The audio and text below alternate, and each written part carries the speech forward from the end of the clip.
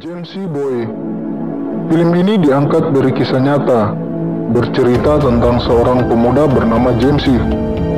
yang ingin jadi jagoan dan merasa dia yang paling hebat. Ayo, siapa yang merasa gitu? Alur film ini sendiri dibuat silang, masa kini dan masa lalu, sehingga kita disuguhkan alur yang bolak-balik yang sungguh menegangkan, di mana akhirnya James C. bisa ketemu dengan orang yang paling ditakuti sejagat penjara. Video ini full spoiler, tanpa basa-basi kita masuk di spoilernya.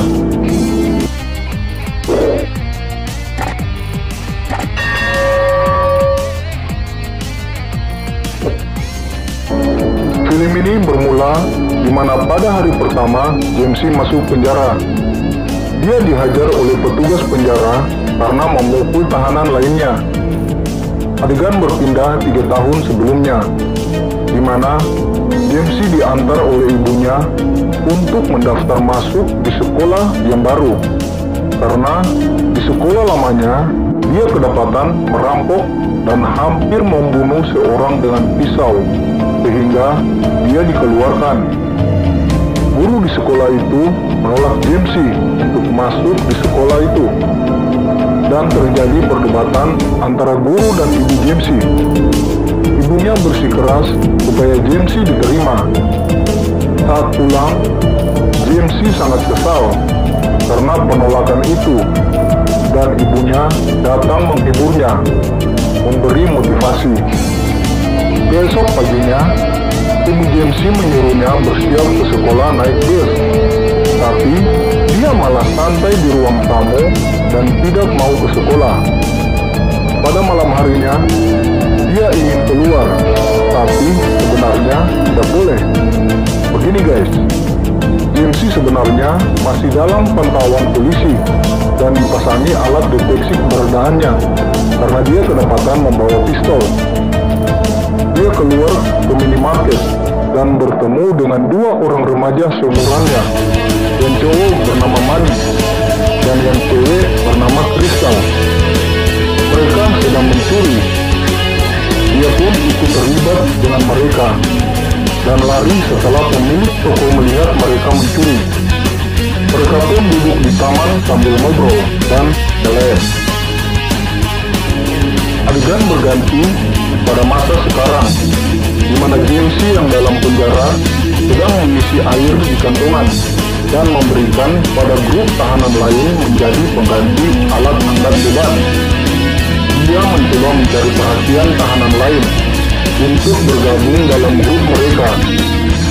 Tiba-tiba, ada seorang anak muda bernama Chris masuk di tempat mereka berada. Dia adalah tahanan yang baru masuk. Geng Meksiko mengganggunya, dan James C. mendekati mereka dan menantang geng Meksiko itu. Hampir terjadi perkelahian, dan untungnya petugas bisa mengatasinya. Ketua sipir geng menceramahi James C. dan bos gangster Meksiko. Adegan berpindah pada waktu sebelumnya, di mana James C. dan kedua temannya yang dia temui di minimarket sedang memaksa seorang gadis remaja untuk masuk di rumahnya dan mengadakan pesta. Mereka pun mengambil perhiasan milik ibu dari gadis tersebut. Dasar anak-anak nakal. Kemudian mereka sampai di atap rumah. James C. diajak oleh kedua temannya untuk bergabung dengan geng pengedar narkoba yang diketuai oleh orang bernama Rock. Pada saat dia pulang di rumah, dia dimarahi ibunya karena didapati botol minuman di kamarnya, dan dia tidak masuk sekolah sudah 2 bulan. Terjadi perdebatan antara James C. dan ibunya. Dia pun melepaskan alat pelacak polisi yang di kakinya. Adegan pun berpindah di penjara. Pada saat James C. sedang mandi, dia diserang oleh geng Meksiko dan terjadi perkelahian. Chris yang berada di situ kena tusukan pisau buatan geng Meksiko. Petugas datang menghentikan perkelahian mereka. Kepala sipir menanyakan pada James C. siapa yang menusuk Chris. Tapi James tidak mau mengatakannya. Bahkan dia memaki si kepala sipir. Adegan berpindah pada waktu sebelumnya, di mana James pergi ke rumah Rock dan mengatakan ingin bekerja padanya. Awalnya Rock menolak, tetapi James meyakinkan Rock dan dia diterima. Dia menelepon ibunya dan mengatakan kalau dia tidak akan pulang rumah lagi. Kemudian mereka pergi merampok pengedar narkoba lainnya dan James disuruh menunggu di mobil. James melihat pengedar itu memergoki Rock dan Manny. Dia pun mengendap lewat belakang rumah dan memukuli pengedar itu. Rock dan Manny pun terselamatkan. Mereka lanjut party di sebuah klub malam. Hari-hari mereka selalu diisi dengan pesta. Adegan berpindah di waktu sekarang, di mana James dipindahkan di kamar yang lain, bersebelahan dengan seorang yang berbadan besar. Malamnya, dia terbangun karena bermimpi kejadian penusukan Chris di kamar mandi. Karena sulit untuk tidur kembali, dia mencoba berkomunikasi dengan orang di sebelah kamarnya. Tapi, dia tidak mau menanggapi James. Besok paginya, James bertanya pada temannya, siapa orang itu? Mereka mengatakan kalau orang itu yang paling ditakuti karena telah membunuh 5 orang dalam penjara, sehingga tidak ada yang berani mendekatinya dan pria itu dihukum seumur hidup. Pada hari berikutnya, James mencoba mendekati si pria tersebut dan mengajaknya berbincang. Dan dia mengatakan kalau dia sangat hebat.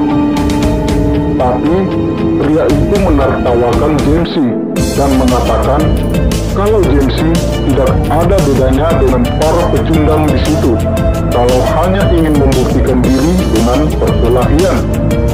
Dia menjadi shock dan mulai berpikir-pikir. Adegan balik lagi di waktu sebelumnya. James dan Crystal pergi ke sebuah toko untuk membeli rokok, dan dia terpisah oleh anak gadis pemilik toko itu. James dan Crystal lanjut ngebut-ngebutan di tengah kota, dan Crystal sangat ketakutan ditilang polisi karena di bagasi mobil itu ada narkoba. James pun mengatakan kalau dia akan terkalahkan. Acara pun berlanjut di sebuah bar, di mana Rock sedang menceritakan ulang kejadian di mana dia dan James pergi memalak bos pengedar narkoba yang lain.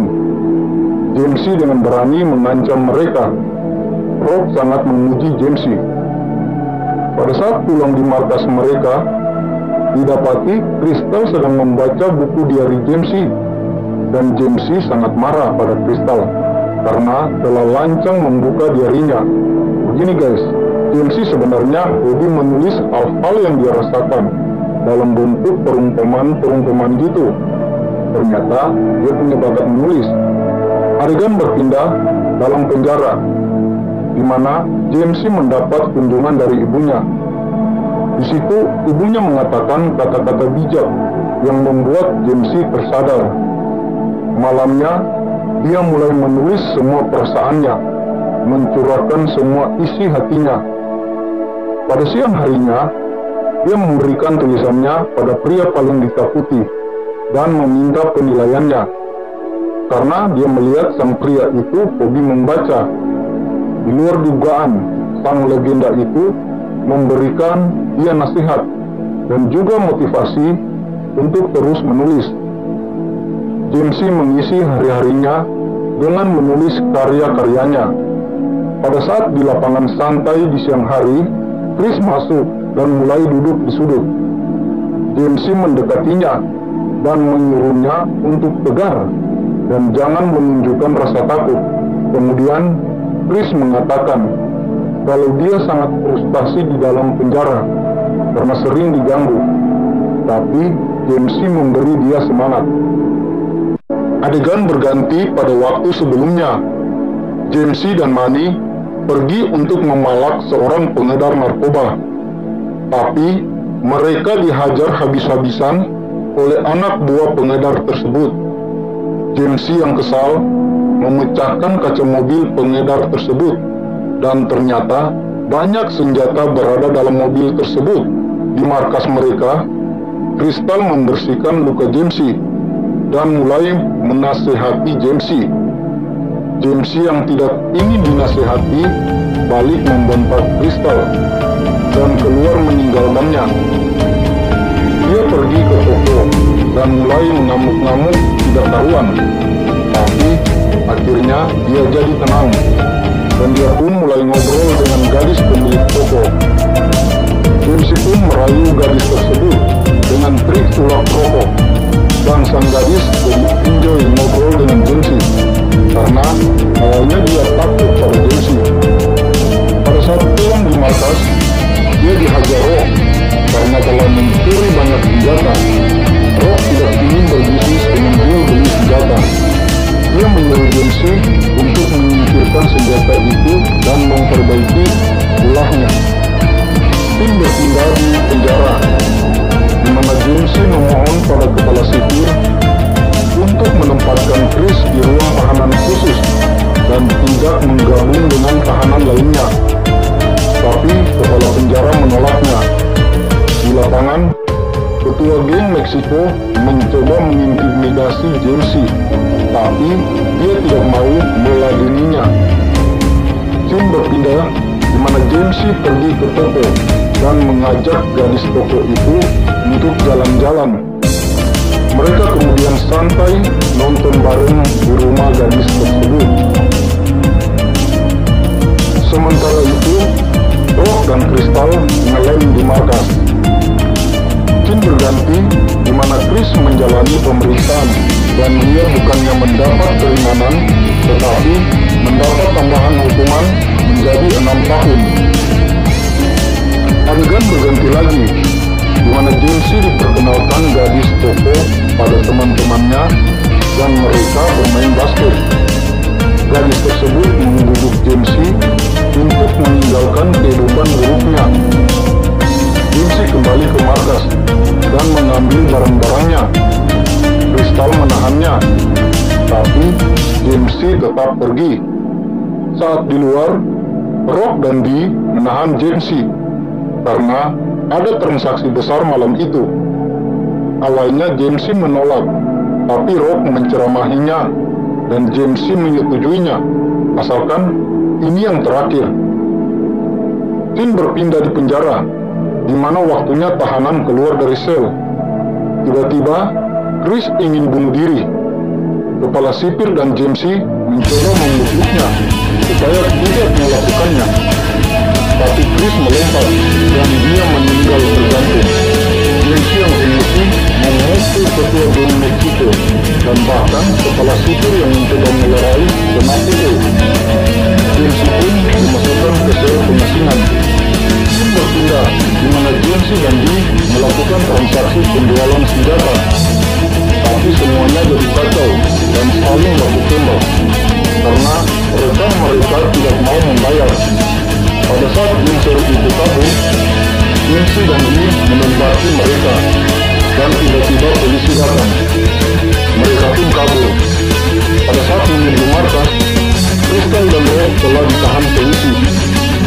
James pergi ke rumah gadis toko dan mengajaknya keluar dari kota itu. Tapi gadis itu tidak mau karena James seorang buronan polisi. Kepala penjara diperiksa oleh Dewan Pengawas atas kejadian-kejadian yang terjadi dan dia tidak tahu menjawab apa-apa karena bukti sangat kuat kalau dia telah lalai. Di lapangan, James sedang bermain bola. Tiba-tiba dia berkelahi dengan salah satu tahanan. Sang pria legenda datang menegur James, tapi James malah mengejek pria tersebut. Sang legenda penjara itu mencekik James dan memarahinya dengan mengatakan kalau hidupnya jangan cuma disia-siakan di dalam penjara. Para penjaga saja tidak berani menahan pria tersebut. Keesok harinya, James menjalani pemeriksaannya. Dia mengungkapkan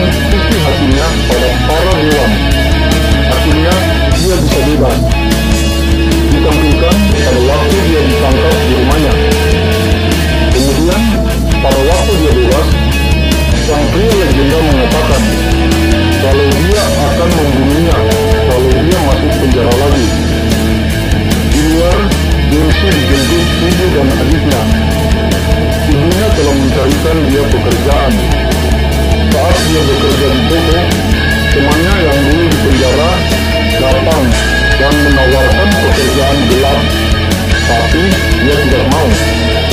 Berselang beberapa minggu, temannya datang lagi, memberikan barang dagangan. Tapi pada saat di rumah, dia melihat bungkus rokok yang dulu dia beli di toko pacarnya.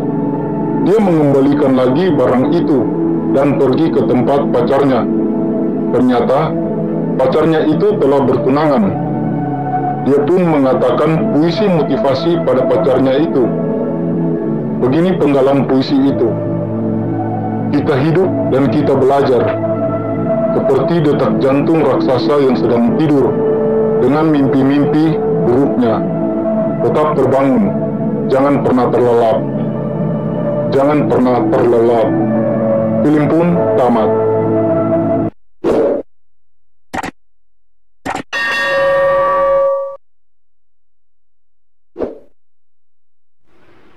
Oke, dari film ini kita dapat mengambil pelajaran kalau jangan pernah sia-siakan masa mudamu dengan hal-hal yang buruk.